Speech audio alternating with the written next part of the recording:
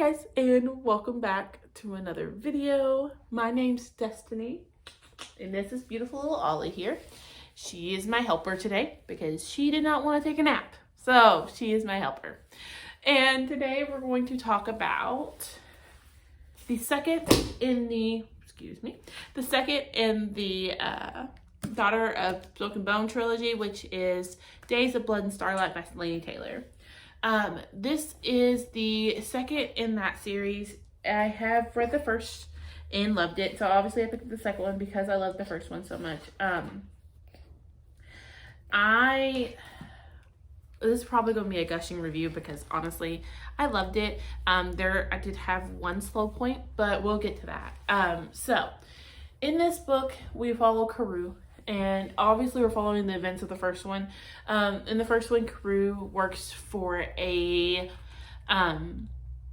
monster who needs teeth. So she goes and collects teeth for him all over the world and gets paid in wishes for it. And so she is in Peru.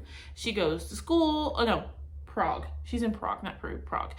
She goes to school and she has friends and everything. And then one day she notices there's black handprints on the doors for her to enter to see the person who needs the teeth. I can't think of his name for the life of me right now. Like, he's a big part of this book. I can't think of his name.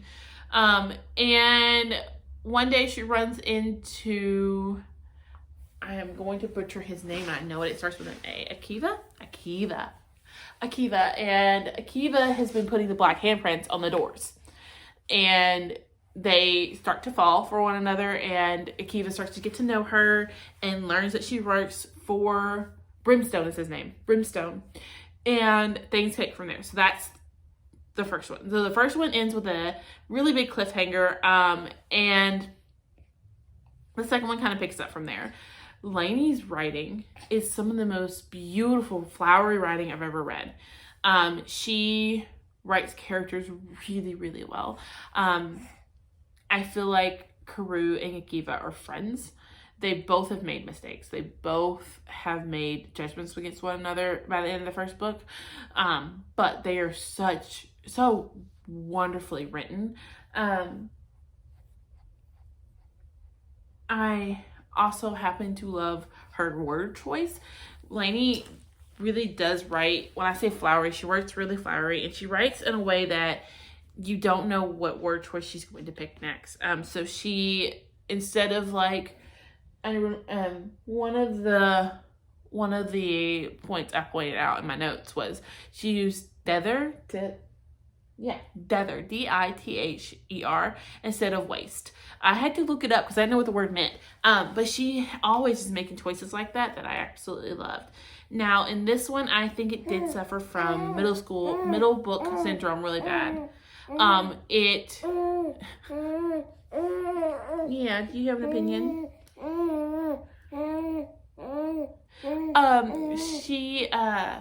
The middle of this book just drug for me. But I'm wondering, because I've read it really recently, it was the last book I finished, actually, as I'm filming this. I'm wondering if it's more of a me than a her, because I'm finding that the current read is kind of lagging in the middle. But it lagged in the middle so much that I almost put it down. I told myself I was going to give it 10 more pages, and in 10 more pages, I was definitely hooked and was ready to pick it up again. So it did lag in the middle. I think it suffered from middle book syndrome because for a while there, nothing really happened. And I wish more would have happened. I feel like if she had cut out some of that middle part, we could have gotten more into the conflict of this book, but it did end on a really nice cliffhanger where I do want the third one. It did end in a way that makes me super curious of what's going to happen next. Yeah, but I will say her writing is very, very flowery. So if you don't like flowery writing, or like where a lot of things are said in, like, I want to say she says them in, the word is leaving me, metaphors, but it is very metaphoric sounding. I know you're sleepy. You want to go get your swing? Baby break, hold on. Okay, back to what I was saying.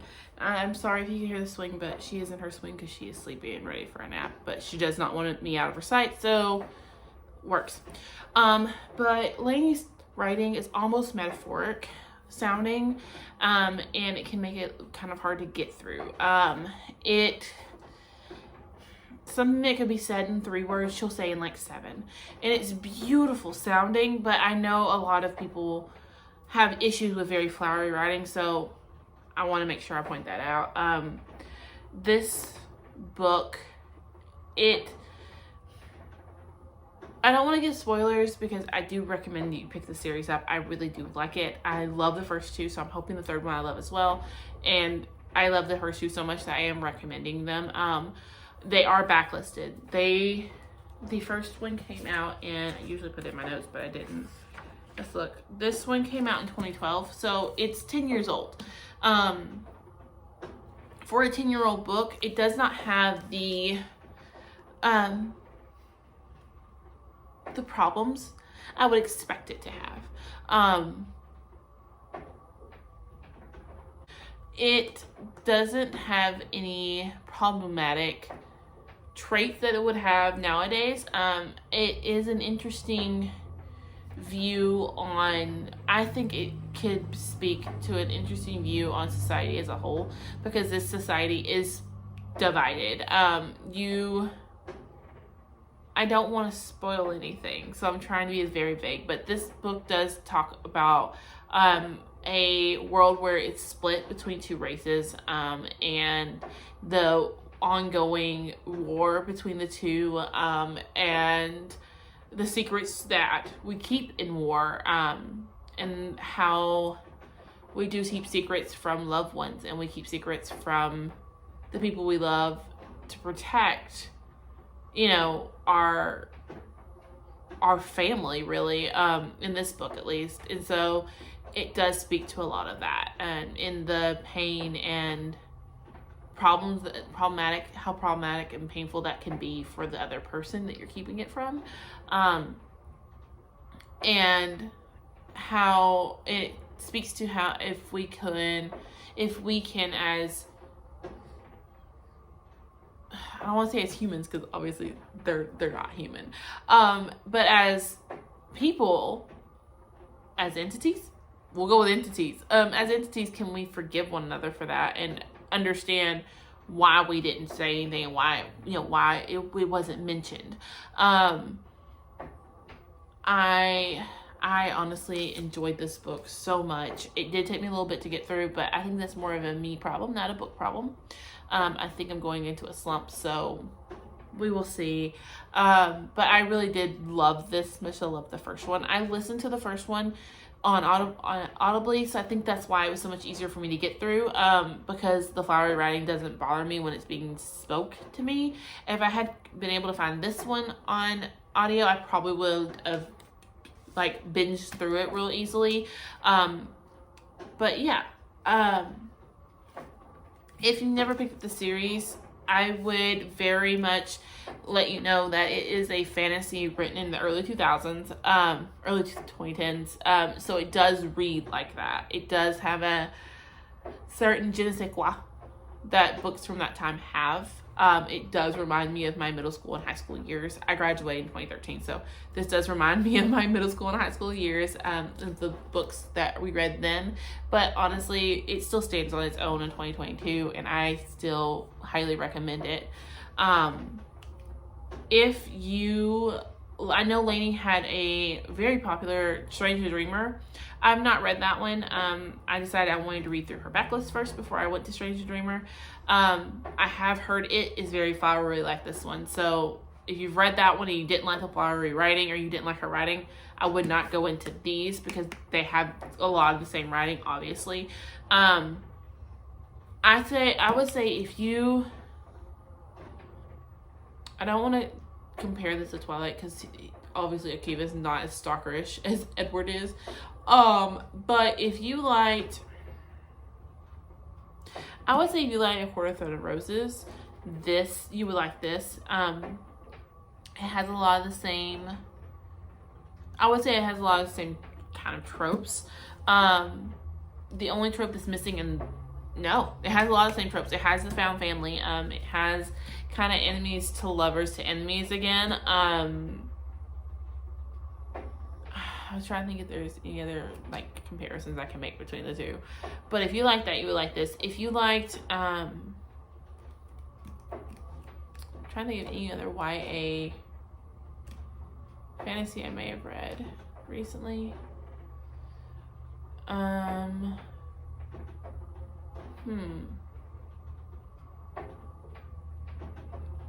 I think if you liked Throne of Glass, the first one, you would like this. They have a lot of the same feel to them, and a lot of the same vibes. I will say that Karou is not as strongly written. Like, she's not as strongly written as Aelin is or Freya, but still I would compare the two, because if you like those two, I think you would really enjoy this series as well. So if you're curious of any other reviews, I'll link them below. Again, I am working on my reviewing style and my reviewing process, because I don't do reviews very well, but I do want to do them because I usually have a lot of thoughts when it comes to books. I usually have them as I'm reading said book. So I have taken to the point of writing notes and writing my thoughts in the book and then in my review journal. That way I have them for you guys. That's the other one thing I missed. The only other thing I want to say about this book before I close this review out is that the way, it's definitely a spoiler. So if you don't want any spoilers, get out of the video now. Thank you for watching, and follow and like for more, and I'll see you on my next one. Okay, if you're still here and you want the spoiler. The way that Lainey decided to mingle Marigold, I could be saying her name wrong, and Caru's memories together remind me so much of The Host by Stephanie Meyer. What I remember of it, I want to go reread, because the way that she has both memories but she sees herself as a different person just honestly speaks The Host to me so much, and I loved it. I loved how Caru was like, I have her memory and her memory's coming out, and this is her feelings, not mine. And it just hit me like, she doesn't see herself as one person. Like, those memories didn't come back to her and her go, okay, this is my life. Both of them are me. No, she goes, this is the old me. This is Marigold, and this, I am Caru. And they're two separate things. Oh, I loved it. I absolutely loved the two mixed. It was one of my favorite things ever. And the way Lainey explained it made perfect sense. I feel like if you had amnesia and had to start your life over again, and then you started getting your memories back from, before you had amnesia, like, this would be how you would process it. It's like, that is the old me, this is the new me kind of thing. I loved it.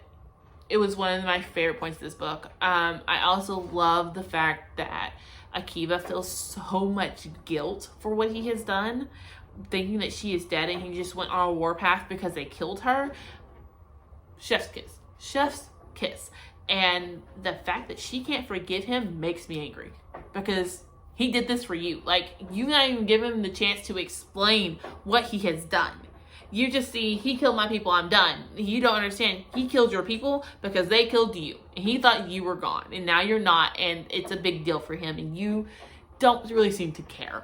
Love that too. What else?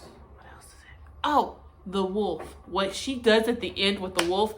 Guys, I was screaming at this book going, are you serious? Like, he did that to you. He almost did that to you. You brought him back. Why? Why did you bring him back? And then you find out that it's really Ziri in there. You're just like, oh, this is going to go bad quickly, because you cannot fake him. Like, you don't have a mean bone in your body. You're not going to be able to fake him. And then she also gets rid of the, I can't hear her name, the she-wolf, like his second in command, and puts somebody else in her body too. Like, the fuck, dude? Like, that was ingenious. That was literally ingenious. And then Akiva comes back and goes, hey, I have an army too, and they just invaded the human world. Are you gonna come help me? And they go, yeah, like, I need the third one. yeah, this is what reviews would be like if I decided to do spoiler ones. I guess I should, huh? But, yeah, that was the other part. Like, y'all did what? You did what? Why did you bring him back? I mean, I understand what you did. I understand why you did it, because now you're leading and no one knows you're leading because they think it's him because you put him in his body. Like, you murdered him and no one knows you murdered him. Like, you can't tell at all. Like, it's so smart and so smartly written and leaves a beautiful cliffhanger that I need the end to. And if they don't end up together, I'm gonna be mad. I need to say this on camera and have it documented. If Akiva and Kuru do not end up together, I'm going to be freaking livid. Like, I know this book has been out forever and I know I'm late to this train, but I need to know how this ends now. And I think that speaks to how good of a story this is 10 years later, I'm still upset and I still love it and want to read it. I think that's what makes a classic. Yeah, but that's the end of my rambly review. Thank you for sticking in here for the spoiler bits because I needed to talk about them. Yeah, if you like these videos and you like me just hanging out and talking to the camera, because I love these videos. I love hanging out and just talking to the camera and chilling. Please like and subscribe and I will see you on my next one. Bye guys.